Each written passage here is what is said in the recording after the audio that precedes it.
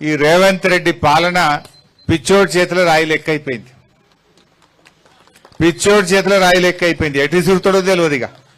ఆ రాయి ఎవరి మీద పడుతుందో ఎటు విసురుతారో తెలియకుండా అయిపోయింది రేవంత్ రెడ్డి పాలన. ఆనాడు కేసీఆర్ గారు హైదరాబాద్కు దగ్గరగా కాలుష్యం లేకుండా జీరో ఎఫ్లుయెన్స్తో అక్కడ ఫార్మాసిటీ పెట్టడానికి 15,000 ఎకరాల జాగా తయారు చేసి పెట్టిండు. ఆడ పెట్టబోయే ఫార్మాసిటీ దానికి అన్ని అనుమతులు వచ్చినాయి. ఎన్విరాన్మెంట్ క్లియరెన్స్ ఢిల్లీకేలు వచ్చింది. అటవీ అనుమతులు వచ్చినాయి. దానికి భూసేకరణ అయిపోయింది. రోడ్లు వేసిండ్రు. మొత్తం తయారున్నది. వంట వండి పెట్టిండ్రు. వడ్డిచ్చుడే ఉన్నదాడ. కానీ రేవంత్ రెడ్డి గారు ఏం చేస్తుండంటే ఇప్పుడు అక్కడ రియల్ ఎస్టేట్ బేరం చేస్తారట. బ్రోకర్ అవుతాడట. రియల్ ఎస్టేట్ బ్రోకర్ అవుతాడట రేవంత్ రెడ్డి. ఈయన రియల్ ఎస్టేట్ బేరం చేస్తాడట. ప్లాట్లు అమ్ముతాడట. ముఖ్యమంత్రి బేరం చేస్తాడా? ప్రజల్ని చూసుకుంటాడా? నువ్వేమైనా రియల్ ఎస్టేట్ బ్రోకర్వా? ఈ రాష్ట్రానికి ముఖ్యమంత్రివా నువ్వు? అక్కడ ఏమంటాడు? ఫోర్త్ సిటీ కట్టారట. ఫోర్త్ సిటీ అని ఊదరగొడుతుండు. మొన్న హైకోర్టు అడిగింది, ఏమయ్యా ఫార్మాసిటీ ఉన్నట్టా లేనట్టా అని హైకోర్టు అడిగింది. ఆడ మళ్ళీ ఏమైనా కింది మీద అవుతుందేమో అని ఉన్నట్టే అని హైకోర్టు కాగితం రాసిచ్చిండు. కానీ ఎన్ని ఎకరాల్లో ఉన్నట్టో చెప్తలేడు. ఆయన ఉపాయం ఏంది? ఆడేదో చిన్నగా 3-4 వేల ఎకరాలల్లో ఫార్మాసిటీ పెట్టి మిగతా 10,000 ఎకరాలల్లో రియల్ ఎస్టేట్ బేరం చేస్తాడట. ప్లాట్లు కొట్టి అమ్ముతాడట. ఆయన మనుషులకు ఆయన అనుయాయులకు ఆ 10,000 ఎకరాలు కట్టబెట్టి ఆ దాన్ని తెచ్చి మన ఊరి మీద ఎత్తుండు. ఇప్పుడు మన నేల్కల్ మండలం మీద ఎత్తుండు. ఆడపోయి కొడంగల్లో వేస్తున్నాడు. నేను అంటున్నా, ఎందుకు ఈ రైతుల ఉసురు పోసుకుంటున్నావు? నేను ఇప్పుడే పొలాలకు పోయి చూసి వచ్చిన.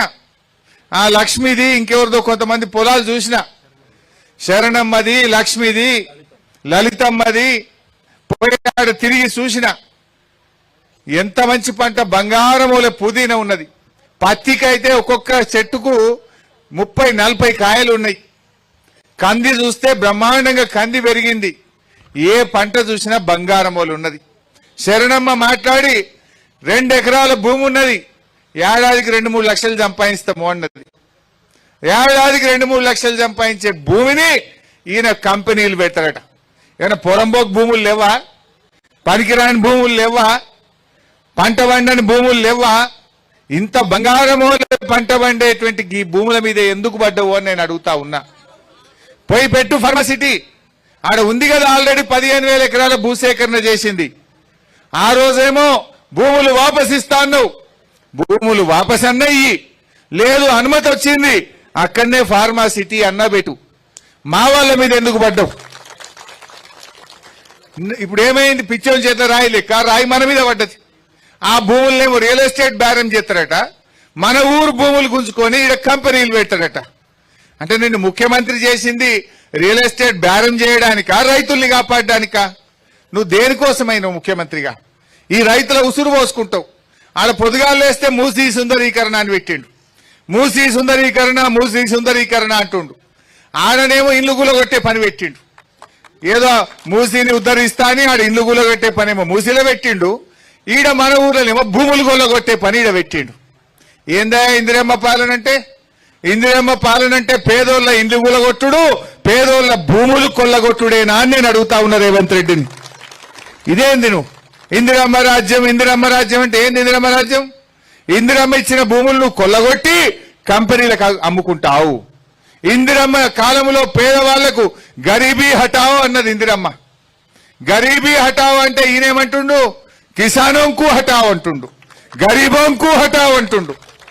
इंदिरम्मा गरीबी हटाओ बोले, लेकिन ये रेवंत रेड्डी ने गरीबों को हटाओ बोल रहा, किसानों को हटाओ बोल रहा.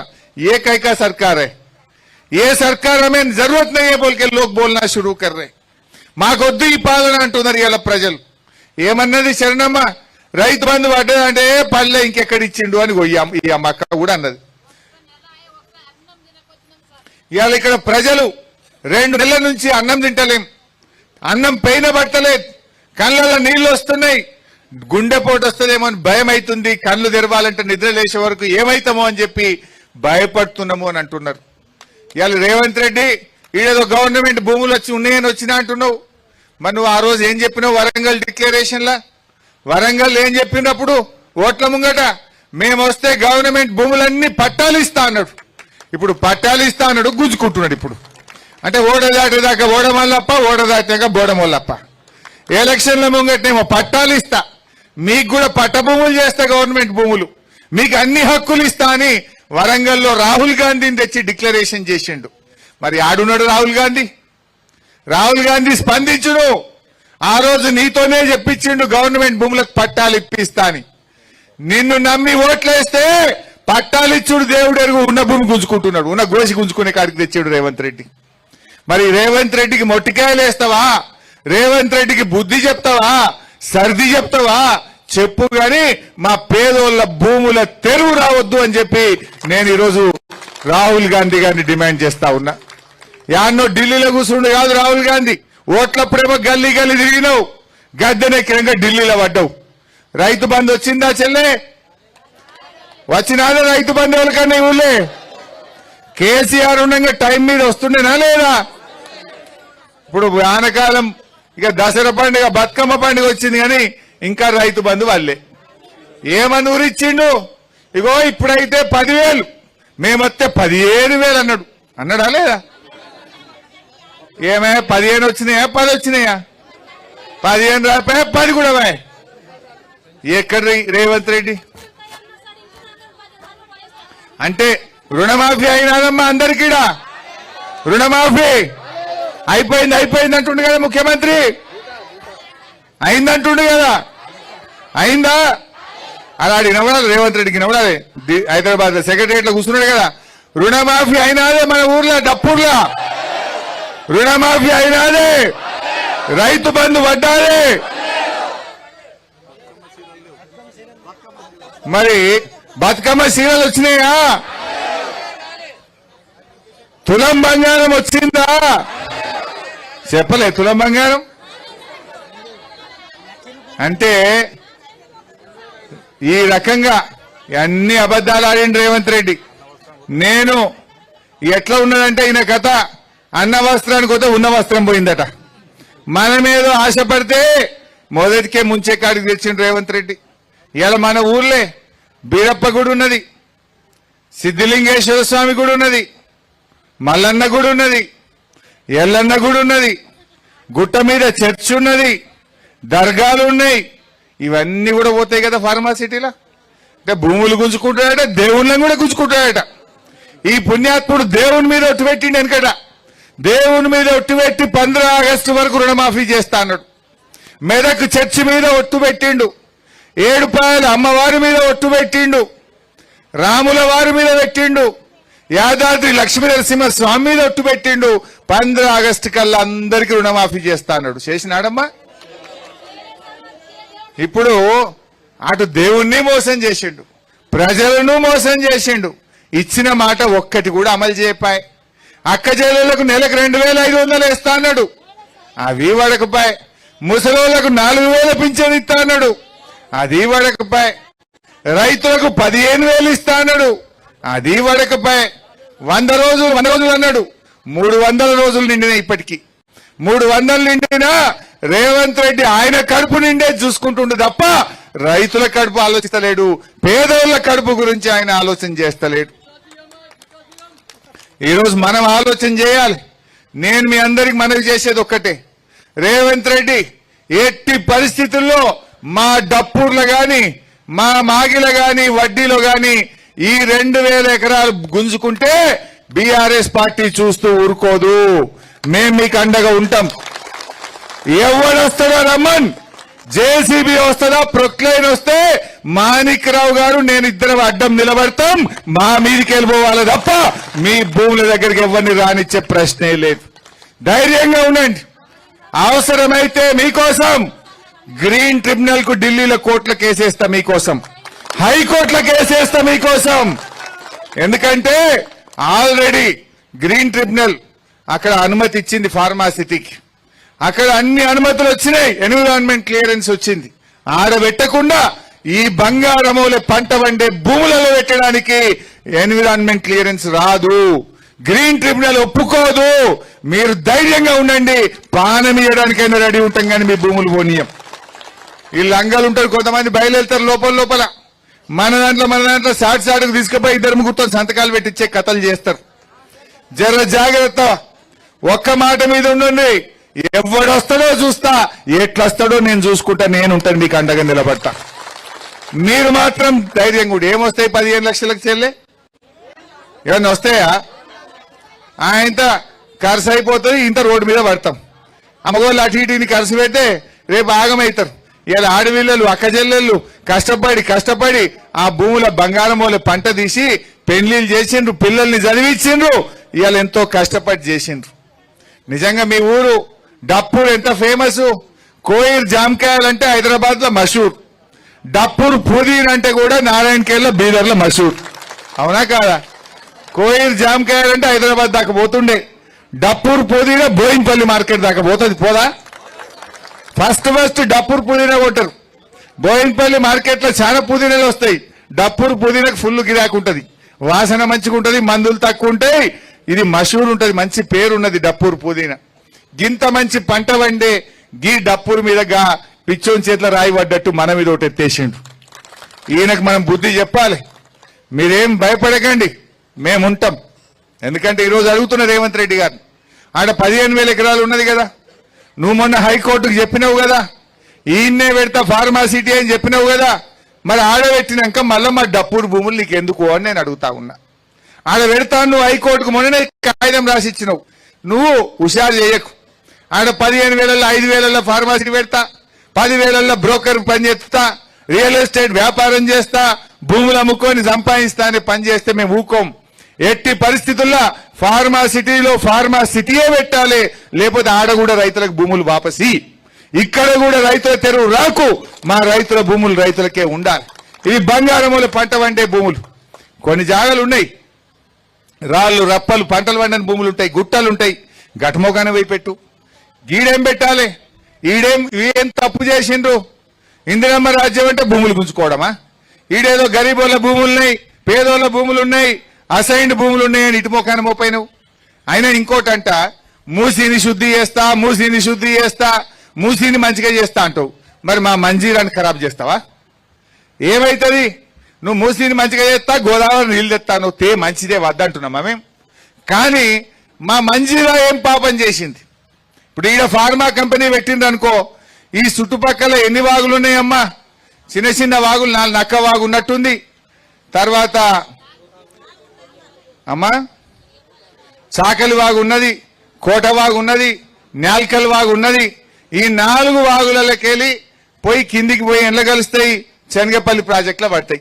శనగపల్లి ప్రాజెక్టుకి వెళ్ళి ఆ పెద్ద వాగులకి వెళ్ళి మంజీరాలో పడతాయి. మంజీరాలో పడితే ఏమవుతుంది? మంజీరా మొత్తం కలుషితమవుతుందా కాదా? మంజీరా నీళ్ళు ఎవరు తాగుతారు? మెదక్ జిల్లా ప్రజలు తాగుతారు, హైదరాబాద్ ప్రజలు తాగుతారు. అంటే హైదరాబాద్ ప్రజలకు విషయం తాగిపిస్తావా? హైదరాబాద్ ప్రజలకు కాలుష్యం ఇస్తావా? మెదక్ జిల్లా ప్రజలు ఆ కాలుష్యపు నీళ్లు, ఆ ఫ్యాక్టరీల నీళ్లు తాగాలనా? ఈడ ఫ్యాక్టరీలు పెడితే వాలెటున్నది? ఆ వాగులన్నీ కూడా శనగపల్లి ప్రాజెక్టుకి వెళ్ళి పెద్ద వాగులకి వెళ్ళి మంజీరాల పడితే ఈ కాలుష్యం అంతా మంజీరాల పడి మొత్తం నీళ్లు కాలుష్యం కావా? మంజీరా నీళ్ళు అంటే హైదరాబాద్ లో ఏమందరు? ఎవరైనా హైదరాబాద్ కొన్ని రోజులు పోయింది అనుకో, ఏడాది పోయి మళ్ళీ ఊరికి వచ్చింది అనుకో, అదే వీనికి మంజీరా నీళ్లు బాగా పడ్డాయిరా, తెల్లగా అయింది అంటారు. వీడు మంచిగా అయింది అందరు అనపోదురా, నీళ్లు బాగా పడ్డాయిరా వీనికి మంజీరా నీళ్ళు అందరు. అంటే పాలోస్ అంటే నీళ్ళు అవి, మంజీరా నీళ్ళు అంటే పాల లాంటి నీళ్ళు అవి. అందులో విషం కలుపుతాడట ఇప్పుడు రేవంత్ రెడ్డి. పాల లాంటి మంజీరా నీళ్లలో ఈడ ఫార్మాసిటీ పెట్టి ఆ విషపు చుక్కలు మంజీరాల కలుపుతావా రేవంత్ రెడ్డి అని నేను అడుగుతా ఉన్నా. ఇది అన్యాయం కాదా? ఒకవైపు ఏమో మూసీ శుద్ధి చేస్తా అంటావు, మూసీలో గోదావరి నీళ్లు కలుపుతా అంటావు, కలుపు. కానీ మరి మా మంజీరా ఏం పాపం చేసింది? ఈ మంజీరాలో ఈ ఫార్మాసిటీ పెట్టి ఈ విషపు చుక్కలు ఎందుకు వేస్తున్నావు రేవంత్ రెడ్డి గారు అని నేను అడగదలుచుకున్నా. ఇది అన్యాయం కాదమ్మా? అందువల్ల ఎట్టి పరిస్థితుల్లో అవసరమైతే మీరంతా పేదవాళ్ళు, మీకోసం బీఆర్ఎస్ పార్టీ హైకోర్టుకు పోతుంది, ఢిల్లీలో గ్రీన్ ట్రిబ్యునల్లో కేసేస్తుంది, మీ భూములు కాపాడుతుంది. మీరు ధైర్యంగా ఉండండి అని మనం చేస్తా ఉన్నా. నేను ఇందాక చెప్పినట్టు కొందరు దొంగలు వచ్చి చీకట్ల సంతకాలు పెట్టించుకుంటారు, ఆశ చూపిస్తారు, దయచేసి మోసపోకండి. భూమి పోతే భూమి రాదు. ఈ బంగారం లాంటి భూములలో కాదు ఫ్యాక్టరీలు పెట్టాల్సింది. రాళ్ళు రప్పలు గుట్టల పొన్న పెట్టుకోగాని ఈ బంగారం వసంటి భూములలో పెట్టొద్దని చెప్పి నేను మనవి చేస్తా ఉన్నా. అందువల్ల మీరు మంచిగా ఉండండి. తప్పకుండా మేము మీకోసం కొట్లాడతాం, మీకోసం మీ భూములు కాపాడతాం. అంత ఇబ్బంది వస్తే నేను మాణిక్యరావు వచ్చి మీ ఊళ్ళోనే రూమ్ చూపించి ఈయన పండుకుంటాం, ఆ జేసీబీలకు అడ్డం నిలబడతాం. ఎవరు వస్తాడో రమ్మని మేమందరం, మా చింత ప్రభాకర్ ఎమ్మెల్యే, మా క్రాంతి గారు, ఓఎస్సీ కాలనీలో గలం, బీసీ కాలనీలో గలం, మనిషికో దిక్కు పంటాం. ఏ మిషన్ వస్తుందో రమ్మని అడ్డం మేము పండుకొని మిమ్మల్ని భూములు కాపాడతాం. ఎవడొస్తాడో ఎట్లా వస్తాడో రమ్మని వాళ్ళ సంగతి మేము చూసుకుంటాం. మీరు భయపడాల్సిన అవసరం లేదు. ధైర్యంగా ఉండండి. పేదల బతుకులు, ఇందిరమ్మ రాజ్యం అంటే పేదల బతుకుడు కూల్చుడు కాదు, పేదల బతుకులు నిలబెట్టుడు. డూప్లికేట్ ఇది ఇందిరమ్మ రాజ్యం వచ్చింది, డూప్లికేట్ ఇందిరమ్మ రాజ్యం ఇది. ఈ రేవంత్ రెడ్డి అందులో జొర్రిండి నడిమిట్లా ముఖ్యమంత్రి కావాలని అన్ని పార్టీలు తిరిగిండిన. ఆ ఏబీవీపీలోకి వెళ్ళి టీఆర్ఎస్ లో వచ్చిండు, టీఆర్ఎస్ లోకి వెళ్ళి తెలుగుదేశంలో దుంకిండు, తెలుగుదేశంలోకి వెళ్ళి కాంగ్రెస్ లో దుంకిండు. ఎన్నన్నా దుంకుతాడు, ఎన్ని అబద్దాలన్నా ఆడతాడు. ఇలా మనకు అర్థమైతలేదా చెల్లె? గా ముసలికి ఇచ్చే పింఛనన్న టైంకి వస్తుందా మునుపట్లెక్క? కేసీఆర్ ఇచ్చే 2000 కూడా చక్కగా వస్తలేదు. మధ్యలో 2 నెలలు కొట్టిండు, మధ్యలో 2 నెలలు పింఛన్ కొట్టిండు. అవి కూడా చక్కగా వస్తలేవు పింఛన్లు. 4000 నమ్మిచ్చిండు, ఇచ్చే 2000 కూడా చక్కగా ఇస్తలేడు. ఇస్తుండా? కేసీఆర్ ఉంటే ఈ పాటికి రైతు బంధు పడకపోవునా? మీకు పడకపోవునా? ఫోన్ టింగ్న మోగుతుండే, పడి పైసలు పడి ఇంత దేనికన్నా ఖర్చులకు వనకొస్తుండే కదా బాయికాడ. ఇవాళ అవి కూడా రాకుండా అయిపోయినాయి. రుణమాఫీ అన్నాడు, అది సగం మందికి కూడా కాలే, చారణ మందికి అయింది, 12 మందికి కాలే. అన్ని ఉత్తమ ముచ్చట్లే. అయినా ఇవాళ మనం ఇక్కడికి వచ్చింది మీ భూములు కాపాడడానికి. మీ భూములు తప్పకుండా మేము కాపాడతాం. మొన్న కూడా మీరందరూ హైదరాబాద్కు నా దగ్గరికి వస్తామని అన్నారని మాణిక్యరావు సాబ్ చెప్పిండు నాకు. నేనన్నా పాపం అంత దూరం వాళ్ళందరూ వచ్చుడు ఎందుకు, నేనే వాళ్ళ దగ్గరికి వస్తా మాణిక్యరావు సాబ్ అని చెప్పినా, అందుకోసమే ఈరోజు మీ దగ్గరికి రావడం జరిగింది. ఇవాళ 80 ఎకరాల చెరువు ఉన్నది మన ఊర్లో. నేను మీ ఊరికి మీకు యాదుకుందో లేదో 2 పనులు చేసిన. మీ చెరువుకు నేనే వచ్చి ఆ రోజు కొబ్బరికాయ కొట్టి మిషన్ కాకతీయలో మీ చెరువు మంచిగా చేపించిన. ఒకసారి నేను వచ్చినప్పుడు మీ ఊరోళ్ళు మాకు సబ్ స్టేషన్ కావాలి సార్, కరెంటు సరిగా వస్తలేదు అంటే మీ ఊరికి సబ్ స్టేషన్ కూడా మన బీఆర్ఎస్ పార్టీ శాంక్షన్ చేసింది, నేనే శాంక్షన్ చేసిన. ఆ సబ్ స్టేషన్ వచ్చినాక కరెంటు మంచిగా కాలే మీ ఊరికి. మరి ఇటు భూములన్నీ గుంజుకుంటే సబ్ స్టేషన్ ఉండేం ఫాయిదా అవుతుంది, చెరువు ఉండేం ఫాయిదా అవుతుంది? బీఆర్ఎస్ పార్టీ ఏమో రైతులు బతకాలని చెరువు మంచిగా చేసింది, సబ్ స్టేషన్ పెట్టించింది. కాంగ్రెస్ వాడు వచ్చి భూములు గుంజుకుంటా అంటుండ్రు. గుంట నక్కోలు వచ్చిండు కొడుకులు. అయినా ధైర్యంగా ఉండండి. పోవు ఎట్లా పోతాయి? పోనిస్తామా మేము? ఎట్టి పరిస్థితుల్లో ఒక్క గుంట కూడా ఇక్కడ ముట్టనిచ్చే ప్రశ్నే లేదు. మీరు ధైర్యంగా ఉండండి. ఇప్పుడు ఫ్యాక్టరీ వస్తే ఏమైతుంది? 2 రకాల కాలుష్యాలు ఉంటాయి. ఒకటి వాయు కాలుష్యం, 2 నీటి కాలుష్యం. ఫ్యాక్టరీలో వదిలే రసాయనాలు మన పెదవాక్కేలి మంజీరాలకు పోయి నీళ్లు కలుషితమవుతాయి. మరి భూములని పోయినాక ఈ ఊర్లో అయితే ఇన్నే ఉండాలి కదా మనం. ఆ గాలి, అందులో నుంచి వచ్చే వాయు కాలుష్యంతో క్యాన్సర్ లాంటి ప్రమాదకరమైన వ్యాధులు వస్తాయి. భూములు పోయినా ఇళ్లలో బతకలేం మనం.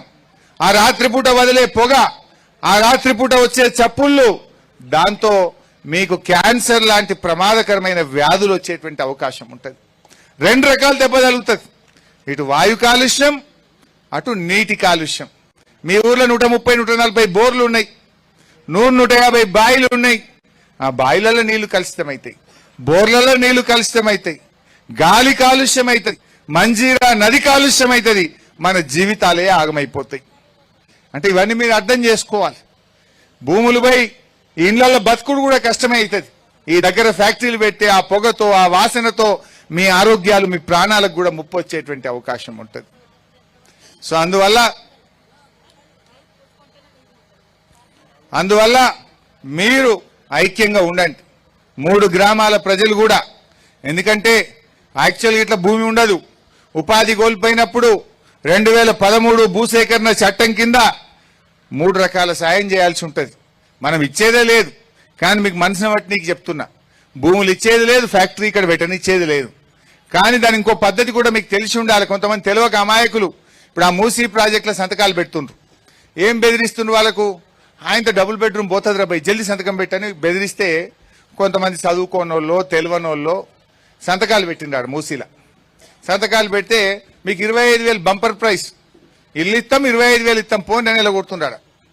వాస్తవానికి 2013 భూసేకరణ చట్టం ఏం చెప్తుందంటే మనం ఇయ్యం మీ గురించి చెప్తలేను కానీ మీకు తెలిసి ఉండాలని చెప్తున్నా. 2013 భూసేకరణ చట్టం ఏం చెప్తుందంటే ఎక్కడైనా భూసేకరణ జరిగితే అక్కడున్న భూమికి 3 అంతలు విలువ కట్టి ఇవ్వాలి.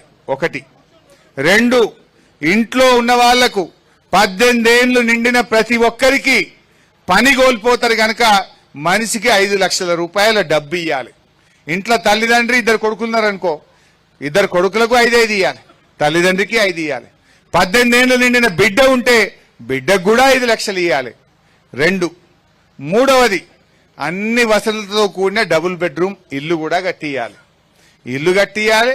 ఇంట్లో ఆడపిల్ల మగపిల్ల తల్లిదండ్రికి మనిషికి 5 లక్షలు ఇవ్వాలి. ఉన్న భూమికి 3 అంతల డబ్బు కట్టియాలి. ఇది చట్టం ఉంటుంది. యాక్చువల్గా కొంతమంది తెలిస్తే ఒక రాత్రి ఆయన ఎవరన్నా ప్రలోభాలకు గురి చేస్తే 15 లక్షలకు సంతకం పెట్టింది అనుకో ఆగమాగం అవుతుంది.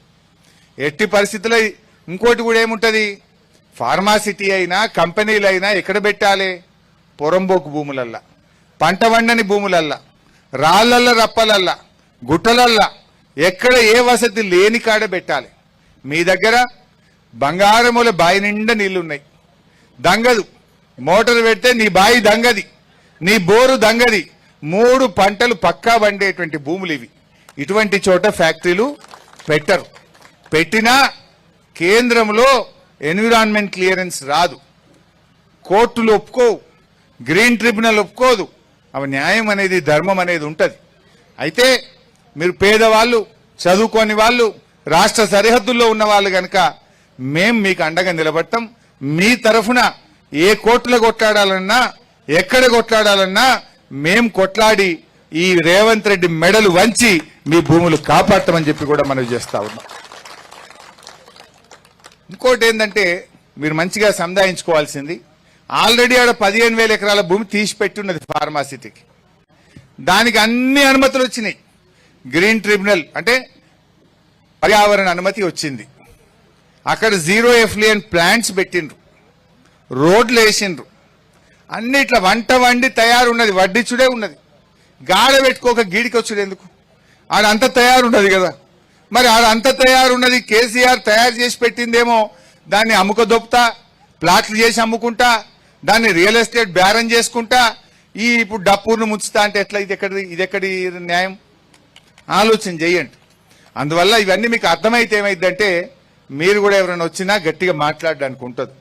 ఇటువంటివి పెట్టినప్పుడు గ్రామ సభ పెట్టాలి. గ్రామ సభ పెట్టి గ్రామ ప్రజలందరూ ఒప్పుకుంటేనే పెట్టాలి. నువ్వు గ్రామ సభ పెట్టవు, ప్రజల అభిప్రాయం తీసుకోవు, ప్రజా అభిప్రాయ సేకరణ జరగదు, ఆయనతో నోటీస్ ఇస్తావు, వచ్చి జల్దీ అని నువ్వు బెదిరిస్తావా?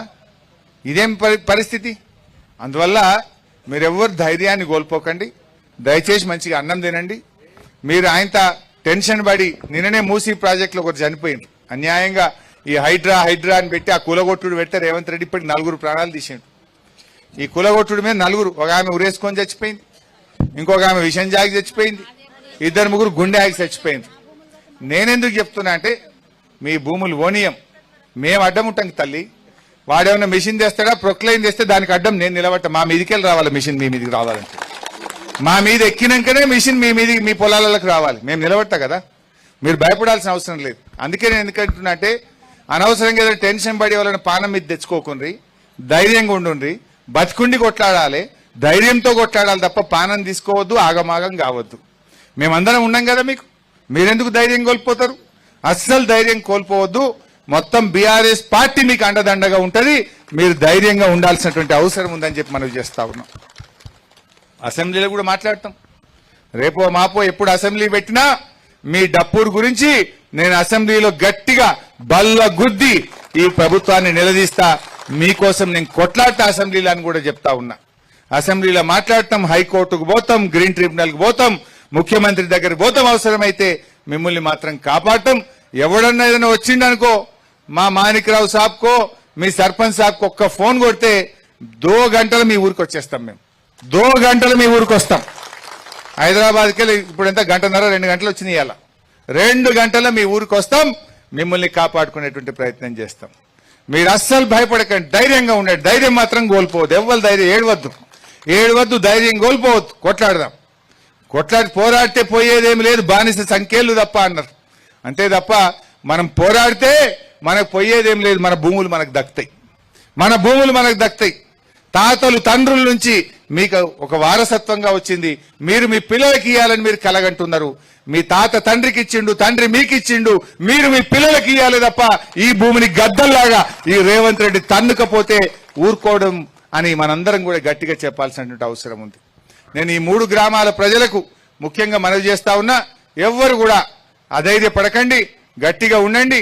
ఇప్పుడు డప్పూర్లో 1465 ఎకరాలు తీసుకుంటామంటున్నారట, మాల్గిలో 256 ఎకరాలు, వడ్డీలో 282 ఎకరాలు, మొత్తం కలిపి 2003 ఎకరాలు తీసుకుంటా అంటుండు. నాల్కలోలు కూడా వీరారెడ్డి సాబ్ నా ఊరు పోతలేదని గిట్ట అనుకున్నావు నువ్వు. దీని ఎఫెక్ట్ నీ ఊరికి కూడా ఉంటుంది. మొత్తం నాల్కల్ మండలం మీద ఉంటుంది, మంజీరా మీద ఉంటుంది. ఈ గాలి సిరితే మీకు ఇసరదా గాలి? మీ ఊర్లలో మొత్తం మండలం అంతా ఇసురుతుంది గాలి. మీ అందరి ఆరోగ్యం దెబ్బతింటది. నీళ్లు ఖరాబ్ అయితే నీ ఊరు నీళ్లు కూడా ఖరాబ్ అవుతాయి. మంజీరా నీళ్లు ఖరాబ్ అయితే మొత్తం మెదక్ జిల్లా ఖరాబ్ కాదా? మూసీని ఉద్ధరిస్తా అంటాడు, మంజీరానేమో పాడు చేస్తా అంటాడు. ఇది ఎక్కడ న్యాయమే? అదేమో మంచిగా చేస్తాడట మూసీని, చెయ్యి, నేను వద్దంటలేం కదా. మా మంజీరాని ఎందుకు పాడు చేస్తావు? మా మంజీరాని ఎందుకు కలిసితం చేస్తావు? మా మెదక్ జిల్లాను ఎందుకు ఆగం చేస్తావని నేను అడుగుతా ఉన్నా. మా డప్పూర్ ప్రజలను ఎందుకు ఆగం చేస్తావనేదే నా ముచ్చట. పెట్టు, రాళ్ల పొన్న పెట్టు, గుట్టల పొన్న పెట్టు. ఆల్రెడీ ఉన్న హైదరాబాద్ లో ఉన్న ఫార్మా సిటీలో అన్ని ఫ్యాక్టరీలు పెట్టు తప్ప మా తెరువు రాకు, మా ఉసురు ఓసుకోవద్దని చెప్పి నేను రేవంత్ రెడ్డికి మీ అందరి తరఫున మనవి చేస్తా ఉన్నా. మీరు అస్సలు అధైర్యపడద్దు తల్లి. నేను మళ్ళీ ప్రాణం పోతే ప్రాణం రాదు, ధైర్యంగా ఉండుండ్రి. మేమున్నాం మీకు. ఎవరు ఏడవద్దు, కొట్లాడాలి. ఏడుస్తాం, మేము లేమా మీ అందరికీ? ఎంత దూరమైతే అంత దూరం కొట్లాడదాం. మీకేం ఖర్చులు కూడా మేము నియం. మీ ఊరిని కాపాడుతాం. మీ ప్రేమ కావాలంతే మాకు. మీరు ఐక్యంగా ఉండండి చాలు మాకు, అంతే. మీరు ధైర్యంగా ఉండండి చాలు మాకు, అంతే. మీ మధ్య ఎవడో ఒకటి మెల్లగా పుల్లబెట్టిలకెళ్ళి ఇద్దరిద్దరిని ఇచ్చగొట్టాలని చూస్తారు. అది ఇచ్చిపోకుండా, అంటే విడిపోకుండా చూసుకోండి. ఐక్యంగా ఉంటే ఎవడు మన తెరువు రాలేడు, ఈ భూములు ముట్టలేడు. మీ భూములు మీకు కాపాడిస్తాం. వాస్తవానికి కేసీఆర్ గారు అయితే బసవేశ్వర సంగమేశ్వర ప్రాజెక్టు కట్టి ఆ గోదావరి నీళ్లను మీ భూముల్లోకి తెచ్చేందుకు కూడా ప్లాన్ చేసిండు. దాని పనులు సగమంతా అయినాయి. వీళ్ళు ఇప్పుడు ఆపేసిండ్రు ఆ బసవేశ్వర సంగమేశ్వర్. ఆ పనులు జరిగినాయి. ఎప్పుడైనా కాలం కాకపోతే ఆ గోదావరి నీళ్లు తెచ్చి డప్పూరు చెరువులో పోయాలని చూసిండు కేసీఆర్. ఎప్పుడైనా 3 ఏళ్ళకి 4 ఏళ్ళ కాలం పోతుంది. కాలం పోయినా గోదావరి నీళ్లను తెచ్చి డప్పూరు చెరువు నింపేటట్టు కూడా ప్లాన్ చేసిండు మన కేసీఆర్ ఉండగా. పనులు చాలా అయినాయి. ఈ కాంగ్రెస్ వాడు వచ్చి ఆ పనులు కూడా ఆగబట్టిండు. సరే, చూసుకుందాం దాని సంగతి. అది కూడా మళ్ళీ మన టైం వస్తుంది, మనం చేసుకుందాం. ఇప్పుడైతే మేము భూములు కాపాడాలి, మీ ఊరు కాపాడాలి. ఇది చెప్పడం కోసమే వచ్చినాం, మీకు ధైర్యం వేయడం కోసమే వచ్చినాం. ఏం దాకైనా కొట్లాడతాం, డప్పూరు ప్రజలను కాపాడతామని చెప్పి మనవి చేస్తూ జై తెలంగాణ.